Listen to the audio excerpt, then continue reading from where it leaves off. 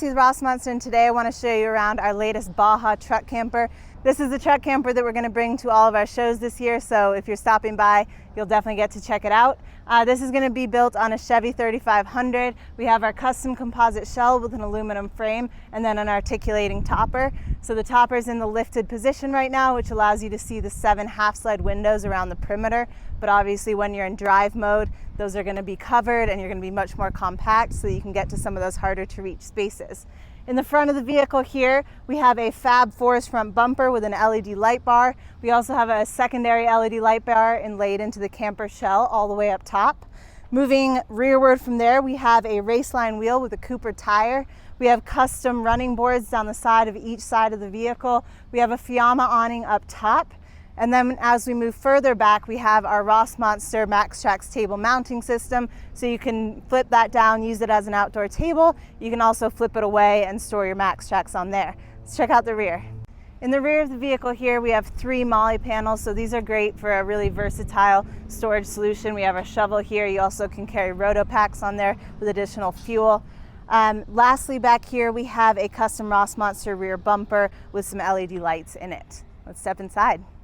Welcome inside. Before I go into the specific components of this rig, I'll talk about some design highlights as well as the overall layout. So in this vehicle, we have gray mix upholstered Duramax wall and ceiling panels. We have white oak grain matched slab door cabinetry, so our uppers are going to be slightly oversized so that you don't have to have a pull on them.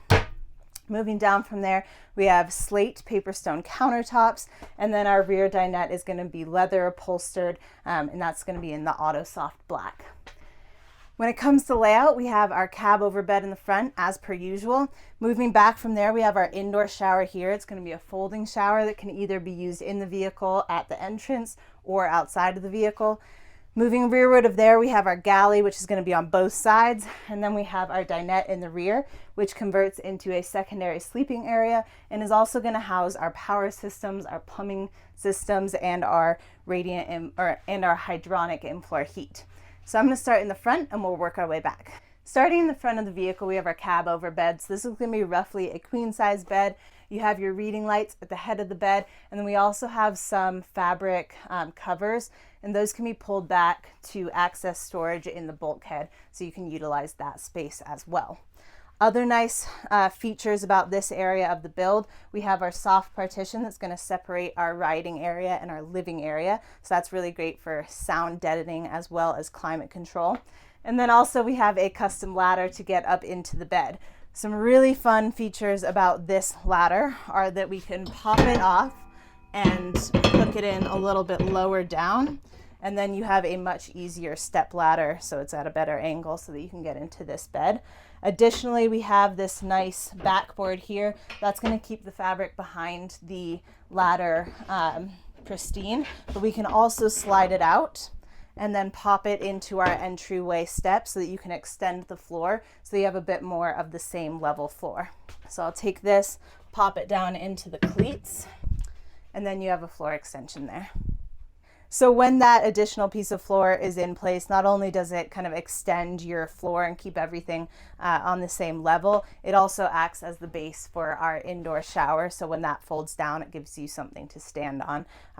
So it's nice and supported. Lastly, in this area, you'll see that we've put an indoor MOLLE panel in so that you can kind of add whatever accessories you want there. So we have an axe and a few other pieces of safety equipment. But the other nice thing, at least with this axe, is as you step in, you have multiple things to grab onto as you're entering the vehicle.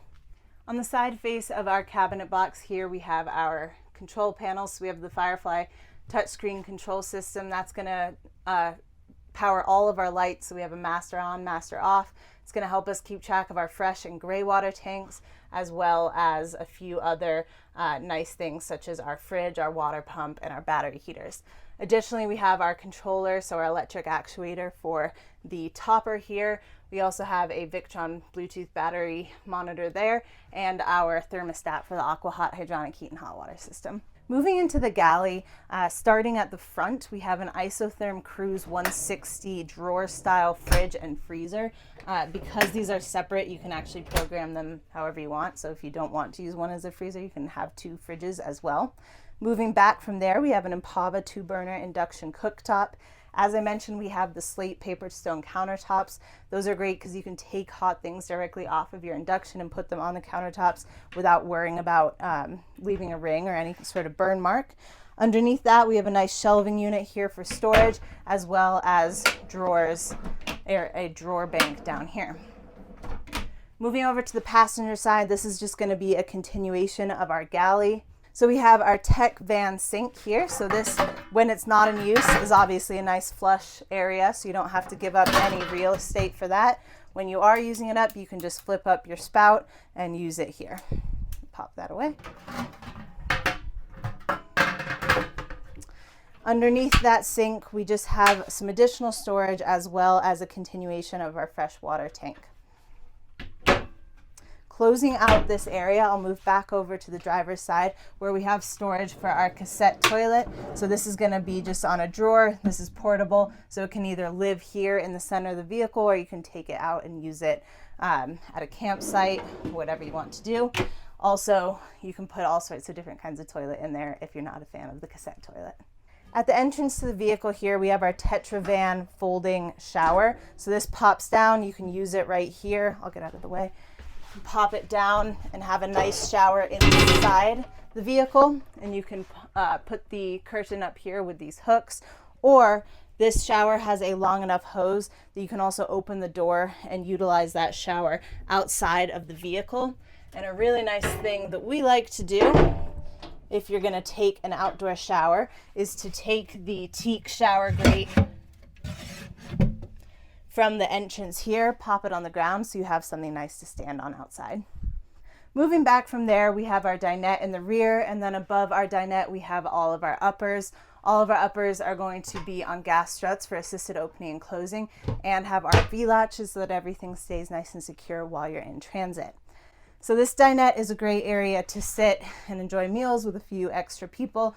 We also have a Paperstone table on a lagoon mount so that this can kind of swivel in and out of the way as needed. Other nice things about this dinette unit are that they're going to house our power and plumbing systems. So starting on the passenger side, this is going to be storage for our 30-gallon freshwater tank, as well as our AquaHot hydronic heat and hot water system. That system is going to pull hot water to our indoor sink and our indoor-outdoor shower, as well as keep the vehicle four-season capable in the winter months. Moving over to the driver's side, we have our power system. So in here we have 600 amp hours of lithium iron phosphate battery bank. We have a 3,000 watt inverter, and we have 600 watts of solar coming in through the top. Lastly, this dinette is going to convert into our secondary sleeping area. So when we take down this lagoon mount table, we can place it on the cleats on either side of these benches, take the cushions down, and then you have a nice additional sleeping area for up to 2 people. Closing out this area, I'll just touch on ventilation. So in the dinette area, we have Arctic Tern windows. Those are going to be awning style windows that you can just push out. The other really nice thing about these windows are that from the top, we have a blackout curtain, and from the bottom, you have a bug screen. So those are nice and versatile. And then, as I mentioned, we have the 7 half-slide windows around the perimeter. And then all the way up top, we have a max air fan over the dinette here and one over our cab over bed. And then we have a Dometic RTX 2000 AC unit here in the center, so that'll keep this nice and cool in the summer months as well. When it comes to lighting, we have our dimmable LED overhead dome lights, we have our above cab, we have our under cab lights, and then we have toe kick lighting in the aisleway here, as well as our reading lights that I mentioned in the cab over bed area. That wraps up this tour. Again, I'm Lucy with Rossmönster. Thanks so much for tuning in. Be sure to follow us on Instagram and subscribe to our YouTube channel so you never miss a tour. And I hope you have a great rest of your day.